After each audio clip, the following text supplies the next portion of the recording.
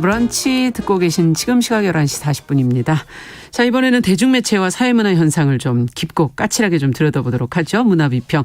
오늘도 최지은 평론가 자리해 주셨어요. 어서 오세요. 네, 안녕하세요. 네. 처음에 하실 땐 좀 떨렸는데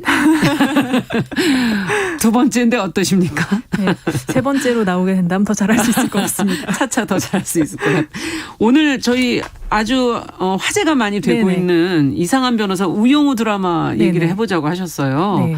그래도 안 보신 분이 혹시 계실지 모르니까 먼저 좀 소개를 해 주시고 들어갈까요? 네. 몇 분이나 계실지 모르겠지만 요즘 정말 많이들 보시더라고요. 거의 모든 사람들이 이 드라마를 보고 있지 네. 않나 싶은데요. 이상한 변호사 우영우는 자폐 스펙트럼 장애가 있는 신입 변호사 우영우가 로펌에서 일하며 동료들과 다양한 사건을 맡아 재판에 참여하는 내용을 중심으로 한 드라마입니다. 네. 이 작품의 화제성이 조금 놀라운 거는 1회가 방송됐을 때 시청률이 1% 안팎이었는데 아, 진짜요? 네, 빠르게 입소문을 타다 보니 지난주 방송된 6회 시청률이 거의 10%에 가까울 만큼 10배가 된 거 아니에요? 네네. 6번 만에. 네, 가파르게 상승하고 있더라고요. 와. 그리고 한국뿐 아니라 해외에서도 좋은 반응을 얻고 있는데 벌써요? 네네. 이게 넷플릭스에서도 볼 수가 있거든요. 네. 그러다 보니까 넷플릭스 글로벌 탑 10 프로그램 차트가 있는데 네. 여기서 현재 비영어권 TV 시리즈 부문 1위에 올라 있습니다. 비영어권에서 1위? 네네. 와, 진짜 대단하네요. 아니, 입소문만으로도 이렇게 빠르게 될 수가 있는 건가 보네요. 역시 네. 인터넷의 힘이라고 봐야 될까요? 어쨌든 1%에서 지금 10%까지 올라왔는데 네. 지금 우영우라는 자폐 스펙트럼? 네네네. 가진 그 주인공 변호사 네네. 외에도 또 어떤 인물들이 등장을 하는 겁니까?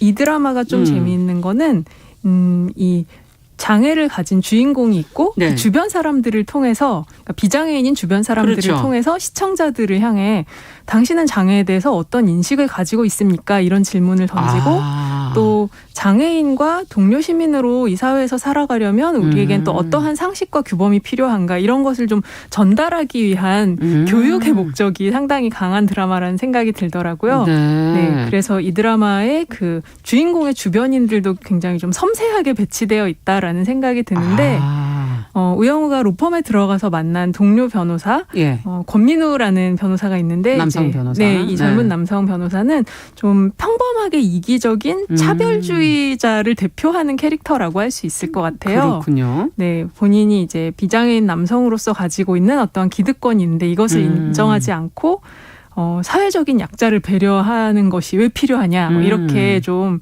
반발하는 인물이죠. 그리고 또 그에 반해서 우영우의 그 로스쿨 동기이자 역시 네. 동료 변호사인 최수연이라는 인물이 있는데 예. 이 사람 같은 경우에는 그 우영우가 가지고 있는 좀 특별한 능력이 있는데 이 사람의 뛰어남을 부러워하면서도 또 다른 사람들이 우영우를 따돌리거나 괴롭히지 못하게 하고 좀 보이지 않게 배려하면서 도움을 줬던 인물입니다. 그러니까 비장애인들이 좀 지향해야 할 그러네요. 인물상을 좀 보여준다고 할 수 있을 것 같아요. 여러 모습을 보여주는군요. 네네네. 비장애인의. 네. 네. 그리고 우영우의 상사인 정명석이라는 변호사는 네. 또 굉장히 좀 유능하고 예의 바른 인물이라서 이제 보시는 분들이 저런 상사 있으면 좋겠다라는 얘기도 많이 하시는데 이 사람 또한 완벽한 게 아니라 좀 무의식 중에 차별적인 시선을 드러내거나 또 여성인 우영우를 소외시키는 순간이 있습니다. 그렇겠죠. 네, 하지만 이제 자신이 잘못했다는 것을 깨달으면 즉시 사과를 한다는 면에서 좀 자기의 잘못을 개선해 나가는 비장애인의 모습을 보여주죠. 네, 사실은 이거 원래 예전에는 이런 교육적인 그런 드라마라든지 뭐 네네. 예능 프로라든지 이런 게 많았는데 요즘에는 좀 그런 게 사실 좀 없잖아요. 요즘 네. 네, 아무래도 그 자극을 훨씬 더 자극의 역치가 높아진 맞아요. 그런 전개들이 많죠. 네. 네, 그에 비하면 좀 다른 드라마구나. 근데도 네네. 인기를 받고 있구나 이런 생각도 들기도 하는데 네네. 지금 이 자폐 스펙트럼 장애를 네. 재현하는 네네. 여기에 대해서도 관심들이 많으시더라고요. 네. 의학 전문가, 뭐 당사자, 네네. 뭐 장애인 당사자 여러 반응들이 지금 나오고 칭찬, 뭐 비판 네. 이런 것들이 이어지는데 이거 분석해 보시니까 어떻게 평가하실 수 있으세요? 정말 드라마가 인기 있는 만큼 정말 다양한 반응이 좀 모처럼 아주 뜨겁게 쏟아지고 있는데 예. 이제 그 어떤 자폐인 당사자와 가족들에게는 이 드라마가 자폐 스펙트럼이라는 개념에 대해서 잘 설명해줘서 되게 반갑고 좋다 이런 반응도 있고요. 네. 또 물론 이제 비판도 있습니다. 그리고 예. 저는 그 중에서 좀 특히 귀담아 들어야 하는 것이 예. 자폐인 당사자와 그리고 그 주변 가족들의 반응이라고 생각하는데요. 그렇죠. 우선 우영우라는 인물이 자폐인인 동시에 천재라서 예. 5살 때부터 이렇게 법전을 줄줄 외우고 서울대 로스쿨을 수석 졸업했다는 설정이 있는데 이거에 대해서 좀 생각을 해볼 필요가 있는 것 같아요. 그러니까 이처럼 이제 뇌기능과 관련된 장애를 가졌지만 뭐 기억력이 뛰어나거나 뭐 음악적 재능, 뭐 암산 뭐 이런 거에서 아주 특정한 분야에 우수한 재능을 가진 증후군을 서번트 신드롬이라고 하는데요. 예. 미디어에서 이제 종종 영화나 드라마에서 좀 여러 번 이런 인물이 조명되기는 했었죠. 네네 한 적이 있습니다.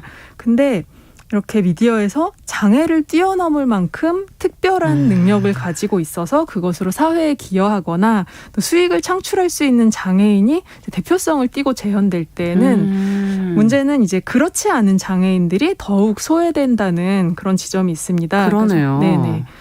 그러다 보니까 뭐 예를 들어서 자폐 스펙트럼 장애를 가진 사람이 지적 장애를 동반한 경우라면 이 우영우에 비해서 어떤 사회 인지 능력이 떨어지고 또 교육을 받아서 노동을 하고 이런 회사에 다니는 삶을 산다는 게 훨씬 더 어렵겠죠. 그러네요. 그러다 보니까 이 드라마 3회에서 우영우와 다른 좀 중증 자폐인과 그 가족이 등장을 해서 예. 이런 문제를 얘기하기도 합니다. 그래서 이 드라마에 대해서 좀 아쉬운 점 그리고 혹은 드라마 자체보다도 드라마를 보는 사람들의 시선에 대해서 아쉽다라고 이야기하시는 분들은 이제 드라마라는 것에 좀 특수한 설정이나 그렇죠. 판타지적인 요소가 비장애인들에게 좀 오해를 더할 수 있어서 우려가 된다. 혹은 이것이 내가 겪는 현실에 비해서 너무 다르다. 너무 이제 따뜻하고 그런 좀 우호적이고. 세상이 이렇지 않은데 그래서 좀 드라마를 보는 게 괴롭다 이런 이야기를 하시는 분들도 계셨어요. 네. 근데 저는 이게 이제 우리 사회에 근본적인 책임이 있다고 생각을 합니다. 예. 장애인 차별과 혐오가 좀 심각하고 장애인권에 대한 교육이 좀 거의 전무하다시피 하잖아요. 그러니까 뭐 드라마니까 뭐 재밌게 보고 넘어가자 이렇게 얘기할 것이 아니라 이 드라마를 계기로 자폐 스펙트럼 장애는 물론 한국 사회에서 장애인과 그 가족의 삶에 대해 훨씬 적극적인 논의가 이루어지면 좋겠다는 생각이 들더라고요. 네. 지금 뭐 보신 분들이 지금 댓글을 막 올려주시는데 조혜숙님께서 드라마 보면서 가슴 좀 시렸던 게 과연 현실이 저럴 수 있을까 하는 생각이 들었다. 현실은 정말 이러기 어려운데 또 이제 그런 것도 있는 거죠. 현실을 그대로 재현하면 모두가 볼 때 너무나 괴로운 거죠. 그렇죠. 오히려 이제 어떤 면에서는 이렇게 잔인한 현실을 내 눈으로 봐야 하는가라고 생각하는 그 장애 당사자와 가족분들도 또 계시더라고요. 맞아요. 그래서 드라마라는 게 현실과는 조금은 다른 부분이 있게 마련이고. 근데 이제 앞서 그 우영우의 주변 인물을 통해서 장애인을 대하는 우리 사회의 여러 가지 태도들이 그 안에 녹아 있다. 아까 인물 이제 설명해 주시면서 좀 해주셨는데 이걸 보면서는 어떤 생각이 드셨어요? 우리가 뭘 생각해야 될까요? 이런 지점 속에서는. 정말 이러한 지점을 통해서 나는 좀 이 중에서 어떤 인물에 가까운가 그리고 내가 되고 싶은 인간상은 어떤 것인가. 예를 들면 그런 것도 있는 거죠. 만약에 우영우는 귀엽지만 우리 동네에 특수학교가 생기는 건 싫다거나 모순적이네요. 자기의 권리를 위해서 거리 뭐 지하철 뭐 이런 데서 투쟁하는 장애인 너무 불편하다라고 생각하는 시청자가 있다면 그 자기 안에 차별주의를 좀 돌아보고 고칠 수 있지 않을까 혹은 이제 그랬으면 좋겠다 하는 것이 저의 바람이긴 합니다. 자, 근데 이게 이 안에서 이제 장애인, 비장애인에 관한 이야기도 있지만 사실 법정 드라마이기 때문에 저희 이제 시사 프로를 진행하다 보면 법이 정말 중요하거든요. 그렇죠. 왜냐하면 모든 면에서의 그 현실적으로 그걸 해결하는 방법이라든지 이게 다 법안에서 찾아야 되는데 재판의 소재들도 상당히 다양하고 그걸 고려했다.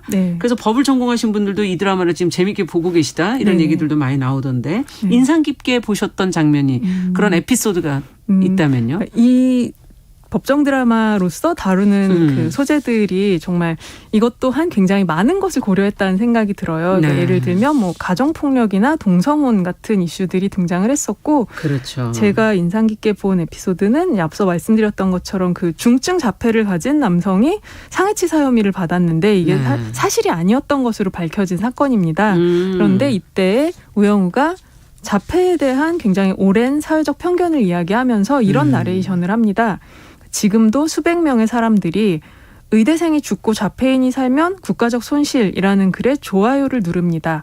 그것이 우리가 짊어진 이 장애의 무게입니다. 저는 이 말이 우리 사회의 현 주소를 보여준다는 생각이 들어서 그냥 드라마 속 설정으로만 느껴지지는 않더라고요. 그러네요. 이 사례 하나하나도 고민해 볼 거리들이네요. 네네. 그리고 또 실제 사건을 각색한 에피소드들도 종종 등장을 하는데요. 지난 6회에서는 이 재판의 피고인이 탈북민이었어요. 그런데 드라마에서 보여준 것은 탈북민에 대한 편견을 가진 전문가가 어떤 식으로 판결에 영향을 끼칠 수 있는가, 그게 얼마나 또 위험한가, 이런 걸 보여주는 장면이 등장을 합니다. 그러니까 우리가 법이라는 잣대가 공정하다고 생각하지만 그 맞아요. 잣대 아래서도 좀 사회적 약자는 훨씬 불리한 입장에 놓이기 쉽다는 그런 현실을 보여주더라고요. 그걸 어떻게 적용하느냐, 그것도 우리가 그걸 평등하게 적용할 수 있도록 노력해야 되는 부분이다라는 말씀이신데, 오랜만에 앞서 얘기해 주신 것처럼 그전에 드라마와는 좀 다른 따뜻한 느낌의 또 의미 있는 그런 드라마여서 사실은 의미만 있고 재미없는 경우가 더 많지 않나요? 어떻게 보세요? 사실은 이제 재미를 추구하다가 의미를 잃는 작품들이 또 너무 많은 그런 또 세상이 됐었는데 오랜만에 이제 즐겁게 보면서도 계속 생각할 거리를 얻는다라는 면에서 이제 이 작품이 상당히 인기를 끌 수밖에 없는 것 같아요. 근데 저는 이제 이 드라마에서 또 흥미로운 것들은 지금의 우리 사회, 그리고 뭐 지구에서 살아가는 인간의 삶, 그리고 공동체를 둘러싼 수많은 이슈들을 계속해서 이야기하고자 한다는 생각이 들더라고요. 그래서 뭐 여기서 제일 좀 재미있는 거는 우영우가 고래를 굉장히 많이 하죠. 유독 좋아하고 고래에 대한 아주 방대한 지식을 가지고 있고 항상 말하고 싶어 하잖아요. 왜 그럴까요? 왜 고래일까요? 하필이면? 그게 이제 이 어떠한 뭐라고 할까요? 어떠한 종이라든지 어떠한 이슈에 대해서 되게 깊게 파고드는 것이 또 어떠한 장애인들, 어떠한 자폐인들의 특성 중에 하나인 것 같아요.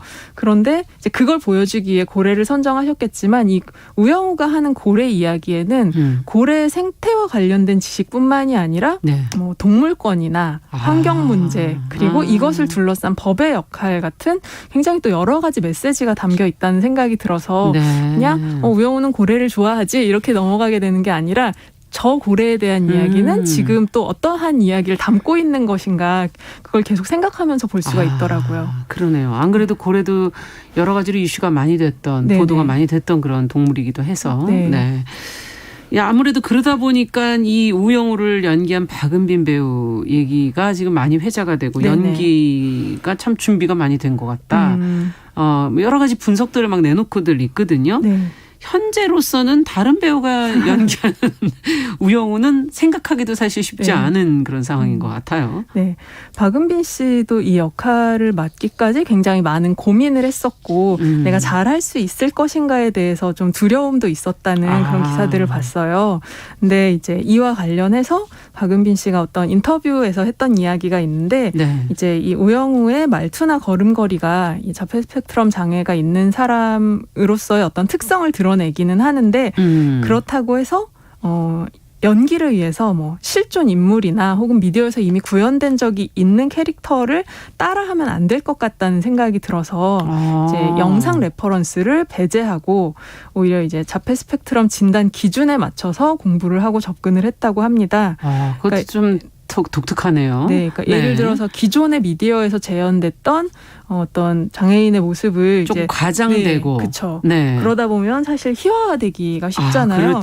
이런 것들을 피해 가기 위해서 좀 많은 고민을 했던 것 같은데 저는 배우가 이러한 고민을 했다라는 거, 그리고 이런 식의 고민을 했다는 것을 대중에게 알리는 것 자체가 이제 박은빈 씨가 연기하는 우영우라는 인물의 의미 있는 지점이 아닐까 생각을 하는데요. 근데 또 궁극적으로는 이렇게 장애인이나 성소수자 같은 사회적 약자, 소수자 캐릭터를 영화나 드라마에 등장시킬 때에는 당사자성을 가지고 있는 배우를 등장시키는 것이 맞지 않나라는 생각도 들더라고요.